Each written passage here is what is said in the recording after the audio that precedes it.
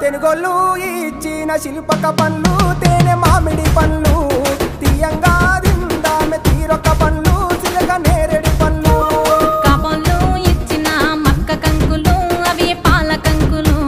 కాల్చుకొని తిందాము కందికాయలు పచ్చి పల్లికాయలు గుజారి గుజారి మామిళ్ళ కిందో నల్ల మామిళ్ళ కింద కుసుమరోళ్ళేసిన కుందన బొమ్మ అది కుందన బొమ్మ